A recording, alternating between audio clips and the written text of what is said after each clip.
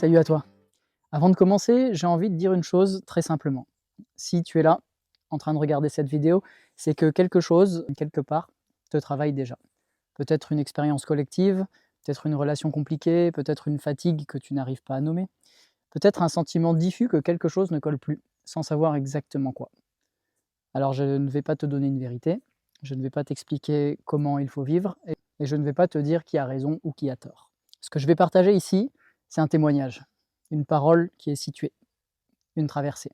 C'est le récit de ce que j'ai vécu à travers l'expérience de l'éco-village de Pourgues, mais surtout de ce que cette expérience m'a appris sur l'humain, sur le lien, sur le collectif, sur le politique, et sur cette chose qu'on appelle souvent la transition, sans toujours savoir ce que ça implique réellement. Et je préfère être très clair dès le départ. Cette vidéo n'est pas forcément confortable. Et c'est pas parce qu'elle est violente, pas parce qu'elle accuse, mais parce qu'elle ne simplifie pas les choses, clairement. Si tu cherches une histoire avec des gentils et des méchants, une explication propre et rassurante, un coupable extérieur à désigner ou une méthode miracle pour que ça marche enfin, alors tu risques d'être déçu.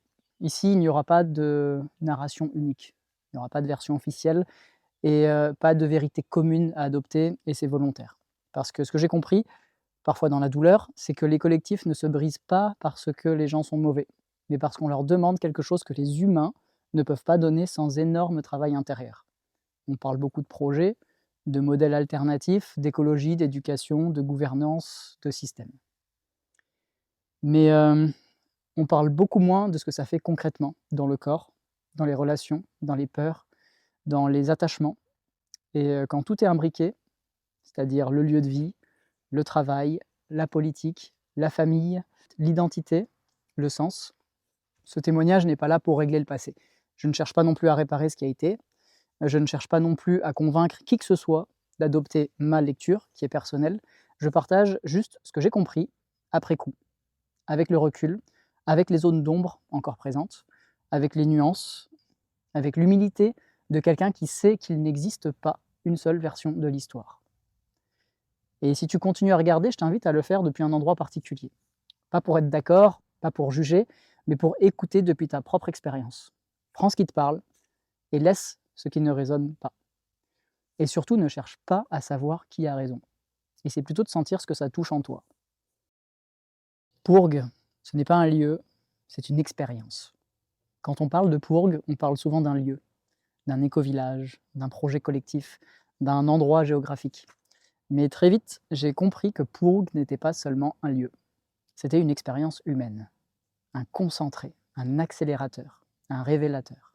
Pendant 9 ans, Pourgues a attiré des personnes avec des valeurs qui étaient hyper fortes. Des idéaux, des envies de cohérence, des désirs profonds de vivre autrement, et des gens qui ne se reconnaissaient plus dans le modèle dominant et qui ne voulaient plus séparer le travail et le sens, la vie et les valeurs, l'éducation et l'humain. Sur le papier, tout était là pour que ça marche. Et c'est précisément pour ça que ce qui s'y est joué est si intéressant.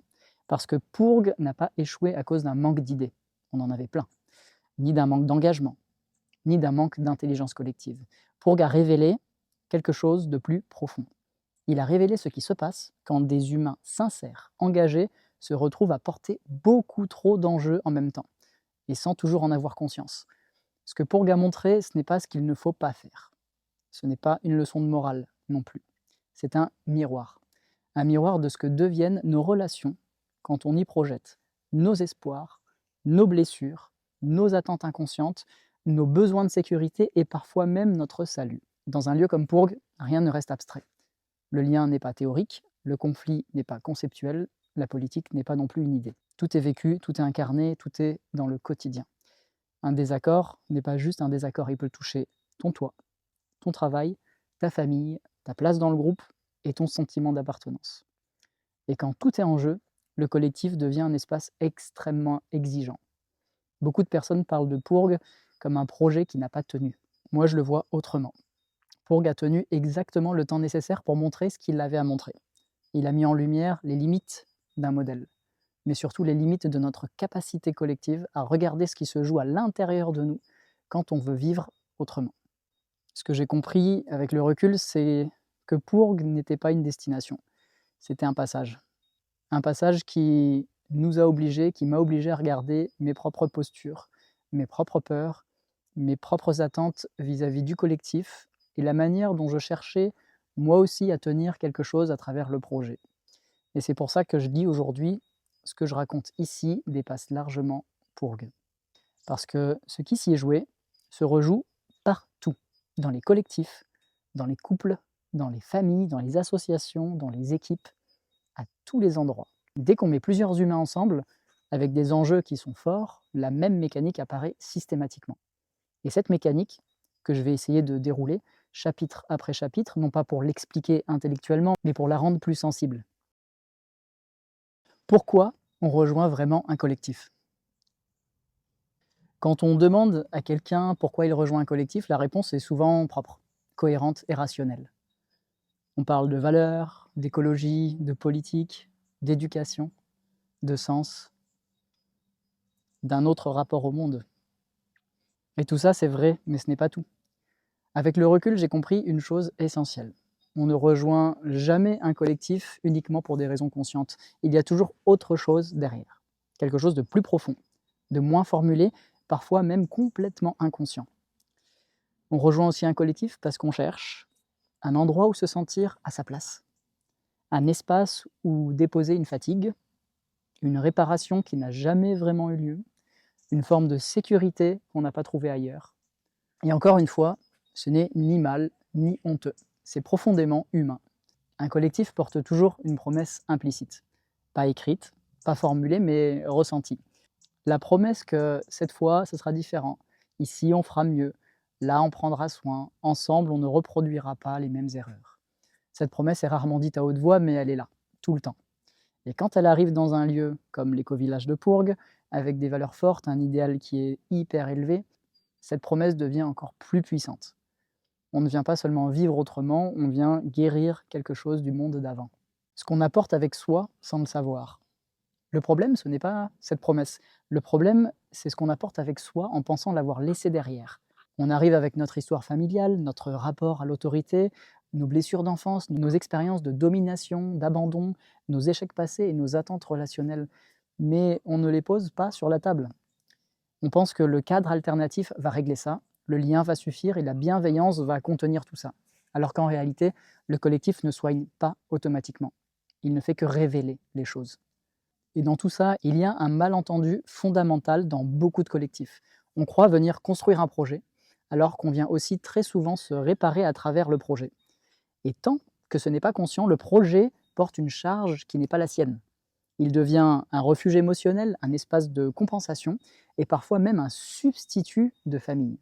Mais aucun projet, aussi beau soit-il, ne peut porter ça sans se déformer. Très peu de gens arrivent en disant « je viens chercher une réparation ». Mais les attentes sont là. Être reconnu, être vu, être respecté, être enfin entendu. Alors inconsciemment, on commence à attendre du collectif qu'il fasse ce que d'autres espaces n'ont pas fait. Et quand ce n'est pas le cas, la déception est souvent violente. Pas proportionnelle à la situation réelle, proportionnelle à l'attente cachée. C'est souvent ici que la confusion commence. Un désaccord banal prend une charge énorme. Une décision collective réveille une vieille blessure. Une frustration organisationnelle devient une atteinte personnelle. Et personne ne comprend vraiment pourquoi ça prend autant de place.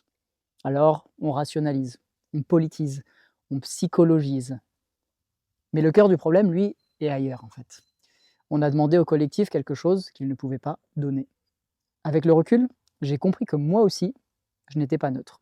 Moi aussi, j'avais des attentes, moi aussi, je projetais, moi aussi, je cherchais quelque chose à travers le projet. Pas consciemment, mais profondément. Et tant que ce n'est pas regardé, le collectif devient un terrain de projection permanent. Un collectif n'est pas un espace thérapeutique, mais il agit comme tel sans les outils, sans le cadre, sans la sécurité. Il appuie exactement là où ça fait mal. Il accélère ce qui, autrement, aurait mis des années à émerger. C'est pour ça que les collectifs sont si transformateurs et aussi si épuisants. La conséquence directe, quand on ne voit pas ça, on personnalise les conflits, on cherche des responsables et on se raconte des histoires sur les intentions des autres. Alors qu'il s'agit souvent de personnes sincères prises dans des attentes inconscientes qu'elles ne savent pas nommer simplement. Ce chapitre n'est pas là pour dire « il ne faut pas rejoindre un collectif ». Il est là pour dire « rejoindre un collectif demande une immense lucidité intérieure ». Pas pour être parfait, mais pour savoir ce que je viens chercher, ce que je projette, ce que j'attends sans le dire et ce que je demande inconsciemment aux autres. Parce que tant que ça reste dans l'ombre, le collectif devient un lieu de confusion totale. Et quand plusieurs personnes arrivent avec des attentes non conscientes, dans un même lieu, avec des enjeux forts, ce qui se met en place, ce n'est pas juste une organisation, c'est un miroir grossissant de tout. Et c'est exactement ce que je vais aborder dans le prochain chapitre. Le collectif comme un miroir grossissant et accélérateur. Il y a une idée qu'on entend souvent. Vivre en collectif, c'est plus simple. Plus simple parce qu'on partage, parce qu'on s'entraide, parce qu'on n'est plus seul. Et d'une certaine manière, c'est vrai. Mais ce que j'ai compris à travers Pourg, c'est que le collectif n'est pas seulement un espace de soutien, c'est surtout un miroir. Un miroir qui ne reflète pas seulement ce que tu montres, un miroir qui amplifie ce que tu portes. Et parfois, qui le déforme. Le collectif n'invente rien. C'est important de le dire clairement. Le collectif n'invente pas les conflits. Il n'invente pas les peurs, ni les blessures, et ni les rapports de pouvoir. Il les révèle. Tout ce qui, dans une vie plus isolée, reste diffus, amorti, contournable, se retrouve concentré au même endroit. Ce que tu pouvais éviter ailleurs, tu ne peux plus les éviter ici. Il y a ce qu'on appelle un effet loop. Dans un collectif, une remarque devient un signal, un silence devient un message, un désaccord devient un malaise, et un malaise devient une tension. Parce que les interactions sont constantes, parce que les enjeux sont imbriqués, et parce que tu ne peux pas rentrer chez toi pour te protéger. Même quand tu rentres chez toi, tu es encore dedans.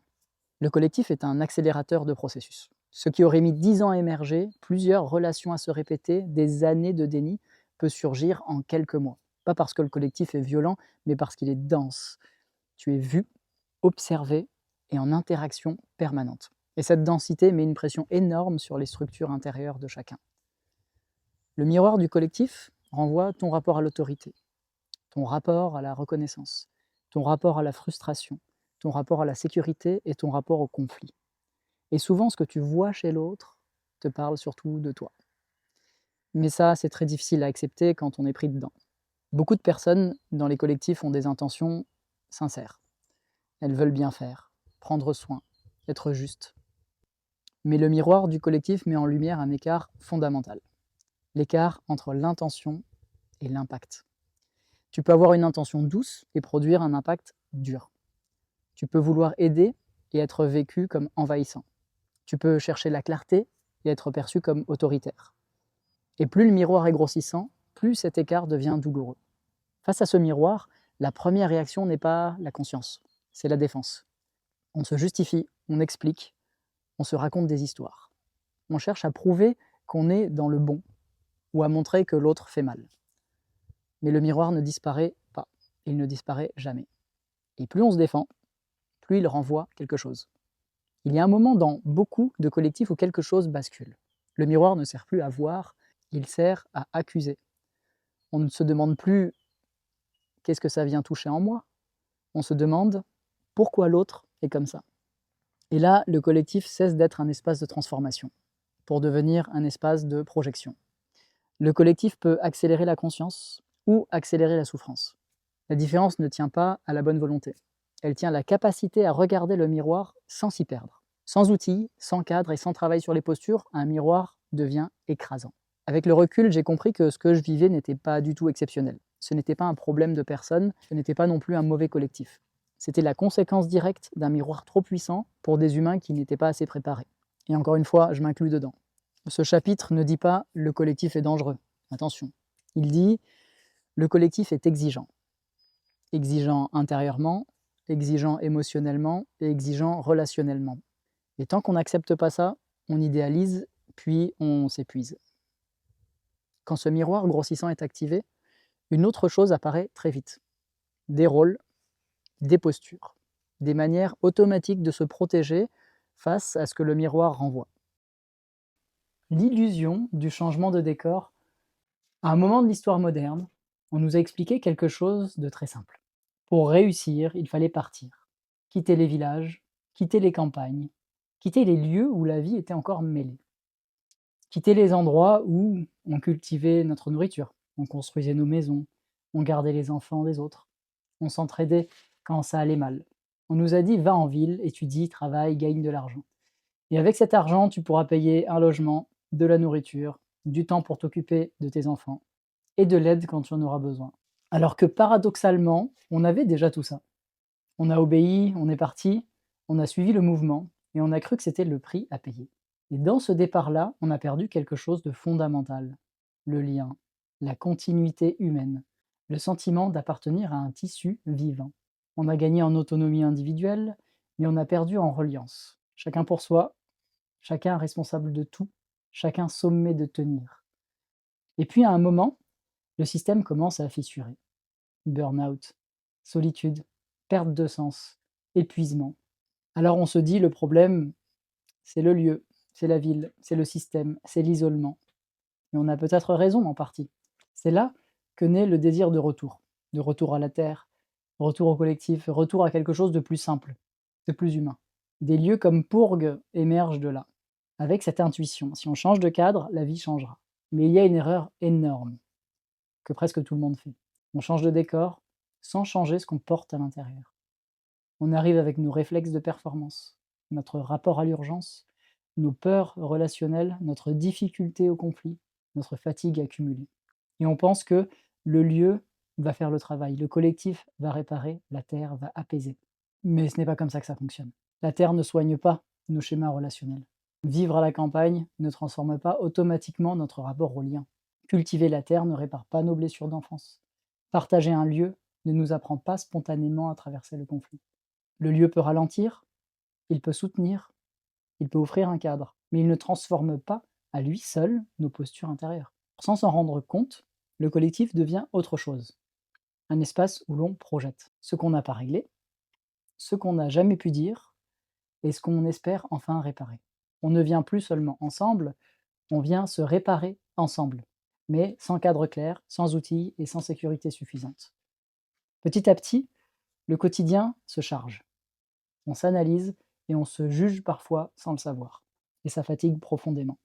Ce que Pourg m'a montré, c'est que le problème n'est pas seulement la ville, le système ou le modèle dominant. Le problème, c'est aussi ce qu'on a intégré de ce système. Tant qu'on ne regarde pas notre rapport à l'autorité, notre rapport à la sécurité, notre rapport au conflit, notre manière d'aimer et de nous défendre, on reproduit exactement les mêmes logiques, même au milieu des champs, même avec de belles intentions.